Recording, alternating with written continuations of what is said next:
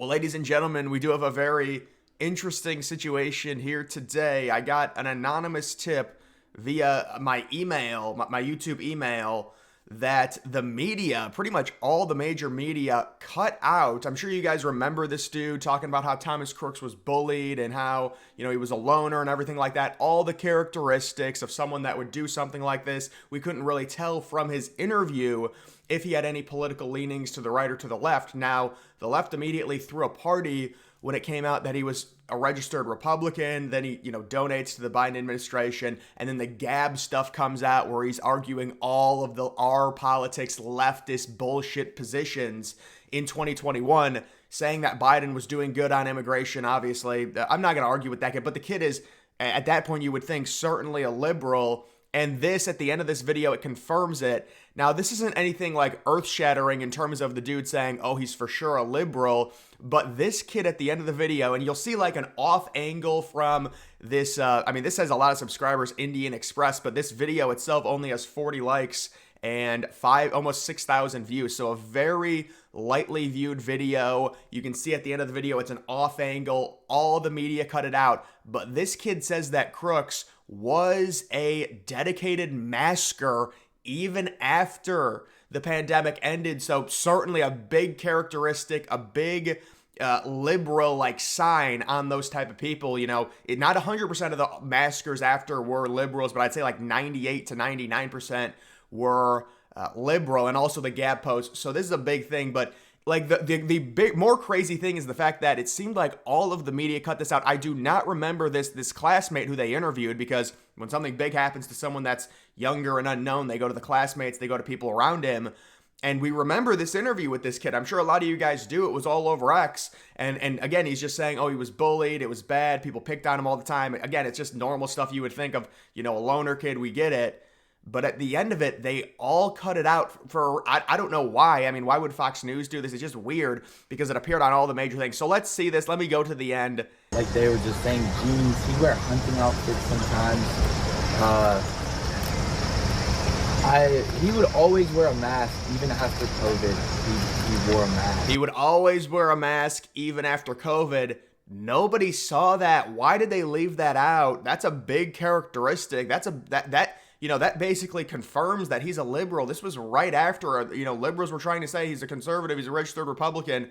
Why leave out that important information? This kid does this interview. The only semi-political inclination we get is that the kid admits he would always wear a mask even after COVID. I think he also says like the COVID mask specifically. So it's not like this crazy thing where he needs it. Let me see if he said like a COVID mask, even after COVID mask. So yes, listen, that kid's a liberal. I think this confirms it. That's an interesting thing that somebody sent me, but it's like an off angle. Where are all the videos of that? Of this classmate saying, I mean, he always wore a mask even after COVID. The COVID mask, just the cult mask that they always wore, kind of the cheap thing. I mean, they also wore the N95s and all the other crap, but I think that confirms that kid's a lib, pretty far left. And look, I don't think it's just him. Now, I also don't believe the whole story of, I was talking to people about this. You've got, some type of phone that was pinged through the ads of someone who was in Washington, D.C. and supposedly near the FBI headquarters, also visiting his house multiple times. Guys, if there was some type of government involvement to where there were people located in D.C. talking to this kid, there is zero chance they would allow their phones to be pinged via ad searches. That's just ridiculous. It could have been someone foreign. We really don't know. I'm just saying this kid was a liberal. I mean, this confirms that you're not a conservative. You're a young kid wearing a mask all the time. It's ridiculous. So I think that confirms pretty much he is a liberal. At least it lends credence to it. And that could have given Republicans a lot of ammunition back when everyone was talking about it. It's like they shut it down. They want everyone to forget about it. And then whenever it actually gets confirmed he's a liberal, everyone's already moved on. That's the game that's played there. We also do have... liberals claiming that Trump was never hit by a bullet. You've got the director of the FBI stoking false blue anon conspiracy theories, and then the FBI statement had to put out and confirm that Trump was hit by a bullet, and they're like, oh, there's nothing wrong with his ear. Yeah, he got like plastic surgery, they patched it up. It's very easy to do with makeup and things like that. So Those people, listen, guys, everyone needs to be ready when it comes to this. Those people hate us. They hate Trump. If Trump were to die tomorrow and, it was on video and it was horrible, they would throw a party. They would be very happy. And they think that, I don't understand the democracy argument from them at this point. They blackmailed their own president. And I've heard no retort to any of this, what I'm saying, by the way. Go ask a liberalist, see what they say. There'll be a deer in headlights. You're for democracy, and you're literally running on saving democracy. Yet your current incumbent president was blackmailed by your own party because he was doing horrible in the polls and had a terrible debate to get him to drop out. But you're for, and the person you put in and you installed has won 0, 0, 0 primary votes in 2020, or obviously in 2024.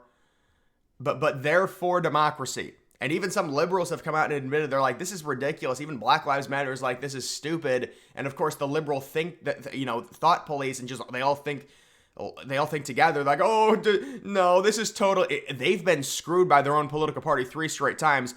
Like, there's just no critical thinking. There really isn't. And it's like, you're for democracy. Your own top donors and establishment they've decided your last 3 nominees in 2016, 2020, and 2024 through different ways, with Hillary over Bernie. The amount of money, the amount of ads, the negative ads against Sanders on all MSNBC, all mainstream media in general. 2020, they forced everyone to drop out and endorse Biden so he could beat Bernie with a singular vote, rather than all of them getting smaller votes and then Bernie leading. And then in 2024, obviously the most ridiculous case, them blackmailing Biden, forcing him to drop out when he said 10 times publicly, 10 times via X, he is the nominee, he's abundant, he's sick of everyone talking about it. And then what changes? Well, they say we're going to do the 25th Amendment. They probably say some other stuff.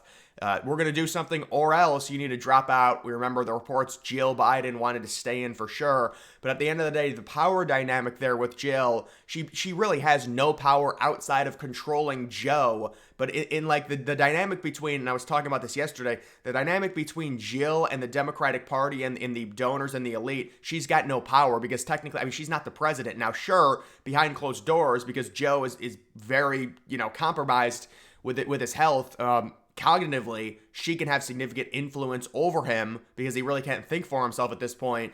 But in terms of the establishment, she's just going to get trampled over, and that's exactly what happened. She had no say over Biden staying in the race or dropping out. They came to him. They said, these are your options. It's going to either end decently for you. You get to finish your term. You won't have the whole thing where you resign or where we 25th Amendment you. So that's their democracy. They have no explanation for it at all when you talk to them about that. I mean, it's just ridiculous. You've also got this. Look at this. One call with Trump and Zelensky began peace negotiations. So now you have Trump pressuring Ukraine and Russia to end the war. After one phone call with Trump, Ukraine began negotiations with Russia to end the war. Both believe Trump will do whatever is necessary to win. To win what? I'm not sure what he means by to win with the war between Russia and Ukraine. But so the dynamic between Russia and Ukraine basically has no leg to stand on outside of the backing of NATO. Don't get me wrong, Ukraine's performed very surprisingly well in this war. Now, they do have better technology than Russia because of NATO, but still, everyone thought Russia was going to take Kiev very early. It didn't happen. So Ukraine's performed well, but the problem is they're reliant on U.S. aid. They're reliant on NATO money and weapons. So if they don't get that, that's why if Trump goes in there and says, I basically have control over Ukraine and what they do because I could just take away the gravy train and they'd be pretty much screwed, and Russia could potentially launch a major offensive without U.S. support in terms of money and weapons and technology, becomes very hard. So Ukraine basically has to do whatever the United States says. It gets very interesting when it comes to Russia, because the problem would be, I think, if Putin, who's been occupying those 2 Eastern Russian-speaking Ukrainian territories, if he only wanted those 2 territories, I believe the war would probably be over. The issue is Putin potentially would say, no, I want more as part of a peace settlement. That's where it becomes very hairy. Do you give Putin more land that right now he isn't occupying in exchange for potential peace? And by the way, that's a destabilized situation, the Russia-Ukrainian border.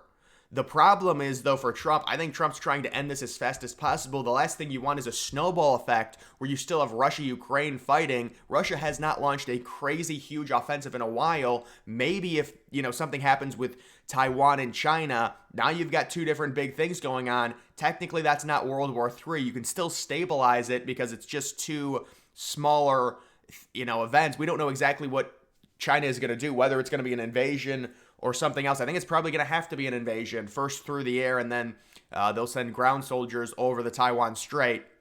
But if both of those things are going on at the same time, the world is more destabilized. You're really, really threatening a potential bigger scenario. If you can end one before the other starts, that would be preferable. And I think that's Trump's plan and what the Republicans are telling Trump all along. Sure, I even agreed with the Democrats back in 2022. The deal that we made with Ukraine, where we just give them a drop in the bucket of our military budget for them weakening a foreign adversary. We don't have to shed a single drop of American blood.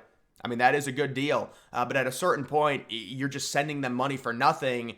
And that's what's been happening, I would say, the last 5 or 6 months. They sent them like $37 billion or something. But even that is a drop in the bucket. People don't know how big our military budget is. And the main problem with it, at least we know this money is going somewhere. Although, I don't know, you want to say it's weakening Russia. It's hard to really say that. The main problem with our military budget is there's so much money we just don't know where it goes. So even if we kept the $50 billion, I would want that $50 billion to go to the border wall to build a brand new massive wall, but they're not going to do that. So I think Trump is doing good here, possibly ending this. And it looks like Zelensky and Putin are insinuating, at least according to this headline, that they know that Trump is there. There's going to be peace. Zelensky met with Trump. That was smart by Zelensky. He knows that Trump's going to be in within a matter of months at this point. Next year in January, Trump will have his inauguration, his second one, we would expect. And so Zelensky understands that. Let's get a cordial relationship going. Remember, the liberals were the ones that said Trump hated Ukraine and he was going to feed Ukraine to Russia. Well, then why is Trump meeting with Zelensky, and Zelensky's reporting that Trump is very cordial? He's talking to him. Trump's done a lot of good things in the past week, meeting with Netanyahu. Apparently, Kamala Harris had to. They drug her in to meet with Netanyahu. Originally, she didn't even greet him at the airport. Even if you don't agree necessarily, this is just, being a good host 101 when it comes to the United States. It's embarrassing that these liberals act like third graders, anyone they don't agree with. And by the way, they've since changed their position on Israel. Now they're like, kumbaya, we need a two-party state. That's kind of the thing that they're going with now, because they do want peace, because it makes sense. It's all appeasement at this point. This is hilarious. Genuine question. Who beyond the candidates gets credit for the Kamala rollout? It's just been incredibly well executed. Well, let me show you the dynamics at play with this. And I don't know if this dude doesn't know how politics work or what. So you had Joe Biden. He had the terrible debate. Half of the Democrats basically immediately turned on him. I would say a significant amount of the just establishment Dems, the senators, the governors, whatever, they still supported Biden. Then the week started going by. Trump's numbers went up. You had the assassination attempt, which slightly stalled Biden possibly being removed, but in actuality, it increased it, because that also forced Trump's polling numbers up even more. So then at a certain point, Trump is destroying Biden. When it comes to the media and Biden polling, Biden is fighting with two hands tied behind his back. The donors refused to give Biden any more money like 3 weeks before he dropped out. So all of those polls were going to be terrible. And you also had a different prominent Democrat every day after Biden would say, I'm staying in the race, I'm staying in the race, I'm staying in the race. They would say Biden has to decide on what he's going to do. It was reported that Obama wanted Biden out. And so Biden he's just screwed. His polling number is going to be terrible. And now they get Kamala Harris in. Everybody switches 100%. Now there's 100% support around Kamala Harris. It's this huge hype train. It's all the the money they're getting of the illegal laundered money, apparently reportedly 60% from China, where you've got these old women. They interview them. They're like crying. It's so sad. They're extorting them. It's like they've got $5 donations every minute. It is horrible to see. And then like, oh, she raised $120 million now. Guys, this polling boost is fake. It's going to go back down. Kamala Harris is the same person she was 6 days ago. She was one of the most unlikable vice presidents in the history of the United States. She was seen as worse than Biden. Her polling numbers against Trump were worse than Biden. So all of a sudden, it's a miracle now. Whoopsie, we had horrible leadership for 3.5 years. Kamala Harris is one of the most disliked vice presidents. She got in via DEI, it's admitted. I mean, you want to call that race? That's just what it is. I'm sorry if you think that's racist, but that's the reality of it. So now she's this superwoman now because she gets in and she gets all the Democrats just completely praising her and coming together. And that's exactly what Glenn Greenwald says here.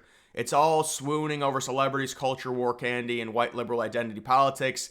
And corporate media gets it, absolutely. Mainstream media. We've got Trump saying, I will continue to do outdoor rallies, which is kind of a new thing because originally it was like they recommended, and I made a comment and I was like, this is so ridiculous. This is legitimately an election interference. Trump not able to do outdoor rallies where he could get more people. But Trump now saying, I will continue doing outdoor rallies. People were saying yesterday, I was talking about it with Trump, and we hope this isn't the case.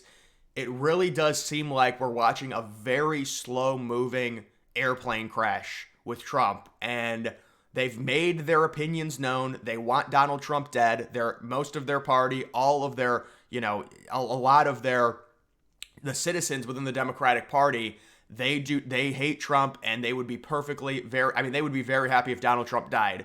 So, is something going to end up happening to Trump?